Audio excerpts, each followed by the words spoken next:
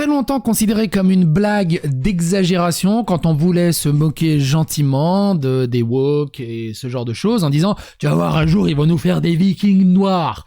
Tellement c'est incohérent, mais pour eux, ça sera normal. » Bah ça y est. Netflix annonce la suite de Viking Valhalla, et ils vont tellement loin dans cette adaptation d'une histoire vraie, en présentant une jarl viking noire. D'ailleurs, avant d'aller plus loin, c'est assez intéressant de voir qu'à chaque fois qu'ils poussent au maximum la diversité, cette ultra-diversité se résume à 95% du temps en une jeune femme noire. C'est plus très diversifié au bout d'un moment. On va faire le tour de tout ça.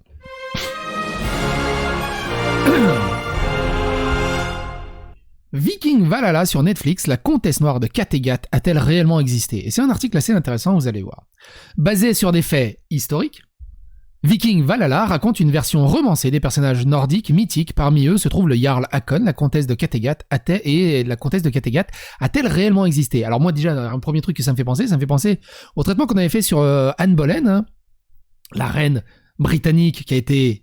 Du coup, ils ont fait un récit biographique de la fin de sa vie et qui a été interprété par une actrice noire.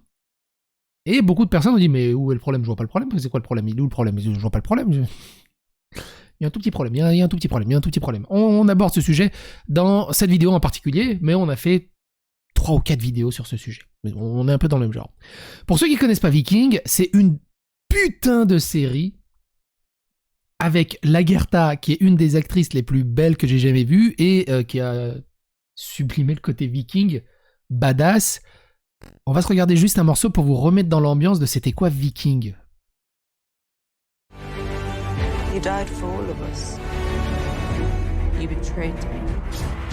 Fight! This is my kingdom. I will catch it.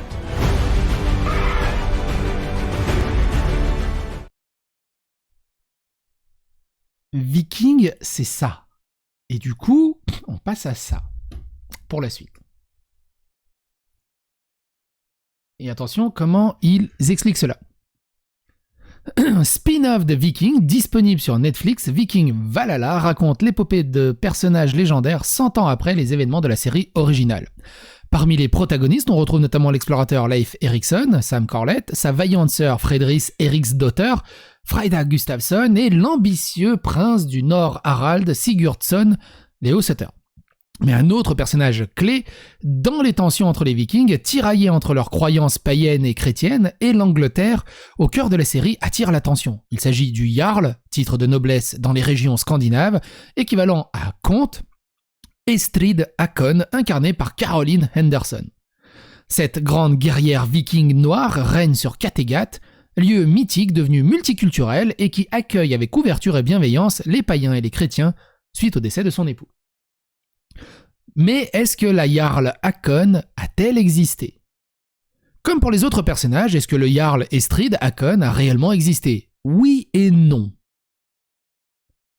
Il semblerait que ce personnage soit inspiré du Jarl Hakon Eriksson, gouverneur de Norvège, qui avait tout de suite la confiance du roi Knut le Grand, présent dans la série sous les traits de Brattleff Riegert. Mais comme Michael Hurst avait avant lui, Jeb Stewart, le showrunner de Viking Valhalla, a pris des libertés avec l'histoire en transformant ce personnage masculin en personnage féminin, qui plus est noir. Et ça on l'a déjà vu dans je sais plus quelle histoire.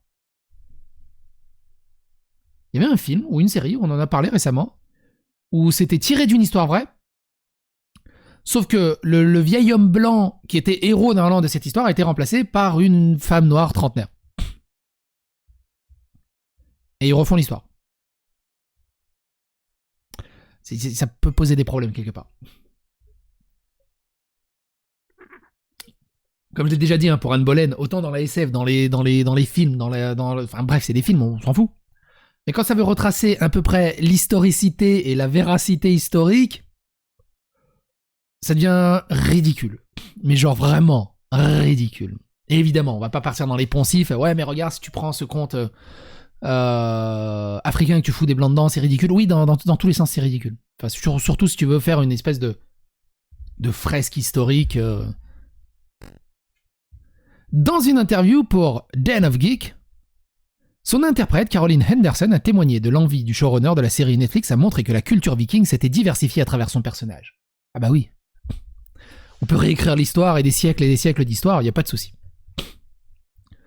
Nous savons par les recherches modernes sur l'ADN que les Vikings étaient des explorateurs, ils ont voyagé en Afrique du Nord, en Asie et dans toutes sortes d'endroits. De toute évidence, ils ont ramené des esclaves et des connaissances, mais sont également tombés amoureux. Oui.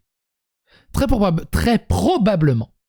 Les personnes de couleur ont toujours existé dans les communautés vikings. C'est incroyable d'apporter cela à son histoire, parce que c'est plus proche de la vérité historique, je pense, que ce que nous avons vu dans les histoires de vikings jusqu'à présent. Le personnage du Jarl Estrid Hakon dans la série Netflix a eu un écho particulier pour Caroline Henderson et son héritage familial. Alors pourquoi, au pire, ils arrivent à trouver une viking noire? Pourquoi remplacer un personnage historique blanc par un noir? Femme, en plus il change de sexe. Je viens d'une famille suédoise, chic, très en vue et à prédominance blanche. Et mon père était afro-américain. Je peux retracer l'histoire de mes ancêtres de mon côté suédois parce qu'ils étaient comme des prêtres et qu'ils possédaient des terres il y a plusieurs centaines d'années. J'ai donc l'impression d'être un peu comme elle, mais dans une version moderne. Si Estrid Hakon n'a pas réellement existé, elle est dans la série Viking Valhalla un personnage important dans les problématiques soulevées sur les guerres de religion et de multiculturalisme des régions scandinaves. C'est aussi ce qui a convaincu Caroline Henderson de l'incarner. Ce que j'aime aussi dans ce rôle très moderne, tu vas incarner un Golgoth du Moyen-Âge. Oh, j'adore ce rôle moderne, il n'y a pas de souci, on y va. Ce que j'aime aussi dans ce rôle très moderne, c'est que c'est ce qu'elle dit qu'à Kattegat, toutes les religions, toutes les couleurs, toutes les croyances, tous les bienvenus, parce qu'il faut apprendre à vivre ensemble, ce que nous n'avons pas appris depuis des milliers d'années. Bah oui, mais du coup, il n'y a plus rien d'historique au final, c'est de la SF. C'est ça le problème. Dans les commentaires, on peut lire quelques commentaires intéressants. Ah, parce qu'il y avait encore un doute là-dessus. Ça devient ridicule. À ce niveau-là, c'est de la SF. Ok, on a compris. L'Europe prône le multiculturalisme, mais bon, de là à mentir sur le passé de l'Europe à travers des films et de ces séries pour des raisons idéologiques, désolé, mais non seulement ça se voit, mais en plus, on ne peut pas s'immerger dans le passé, c'est compliqué là.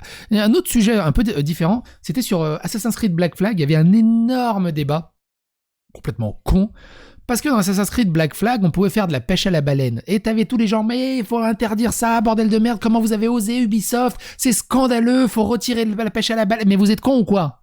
À l'époque, ils faisaient de la pêche à la baleine, ça reproduit un passage historique de la pêche à la baleine.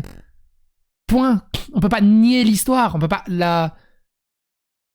l'effacer de la réalité, ça marche pas comme ça. Si un truc s'est produit dans l'histoire et que c'était comme ça, autant le garder à peu près comme c'était dans l'histoire. Pour que ce soit intéressant, tu te dis, putain, mais à l'époque, pêcher la baleine au harpon et tout, c'était impressionnant. Sur des bateaux en bois, tout le monde ferait pas ça.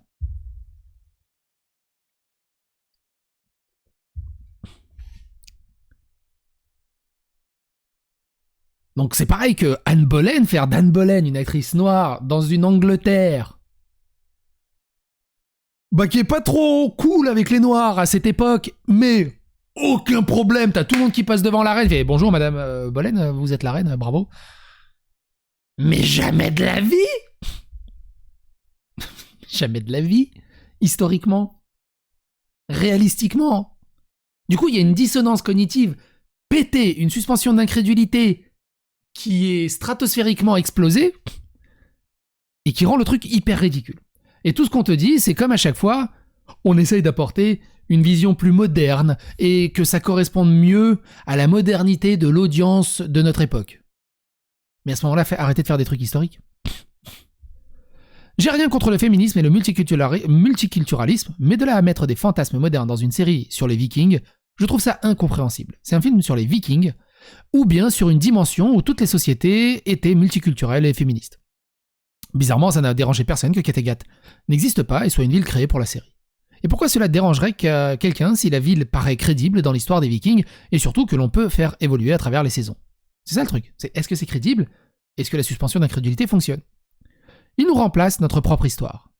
Il y a une tentative des Américains de truquer notre histoire afin de laver son passé esclavagiste, C'est un manque de respect pour nos ancêtres et ça ne les exonère pas des atrocités qu'ils ont pu commettre. Viking Valhalla est une série télévisée canado-irlandaise, mais dirigée par un Américain, Jeb Stewart, produite par une société américaine, MGM, et distribuée par une société américaine, Netflix. Comme pour les autres personnages, est-ce que le Jarl Estrid Hakon a-t-il réellement existé, oui ou non? Ce n'est pas oui et non, c'est tout simplement non. Hakon Eriksson lui a existé. Estrid Hakon, non. Et si justement c'est quelqu'un comme Hakon Eriksson qui a la confiance de Knut, c'est qu'il y a une raison. La série s'appelle en fait Woke Valhalla. Pour moi, ça sent le politiquement correct, qu'on mette en avant plus de personnes issues de minorités ethniques, d'accord, mais pas n'importe comment. Même si une fiction n'est pas un documentaire sauf uchronie, elle doit respecter un minimum la vraisemblance historique, comme d'habitude, vous effacez, je reposte encore et encore. Et encore c'est quand la dernière fois que vous avez juste entendu parler d'un film où ils ont juste parlé du film, et pas du genre on a pensé à l'inclusivité, au non-binarisme, au woke, à la justice sociale, à la critique raciale et tout le bazar, mais juste présenter un film, c'est juste comme ça. On a choisi les acteurs parce qu'on a pensé à les écrire comme ça en fonction des acteurs parce qu'ils étaient cool, mais pas en fonction de leur couleur de peau ou par rapport à faire passer un message parce que tous les LGBT et tout le bazar. C'est ouf. Une honte cet article. Dans un sens comme dans l'autre, je trouve ça naze. À l'époque, ils avaient peut-être l'excuse d'avoir juste des acteurs américains sous la main, mais là, ça pue l'agenda politique et idéologique. Bref. N'hésitez pas à donner votre avis, votre opinion dans les commentaires, n'hésitez pas à faire tester l'algorithme de YouTube, n'hésitez pas à partager autour de vous, n'hésitez pas à vous abonner, liker, clocher. Et à bientôt pour d'autres aventures. Et qu'est-ce que vous en pensez? Une viking noire. Après tout, pourquoi pas? Non.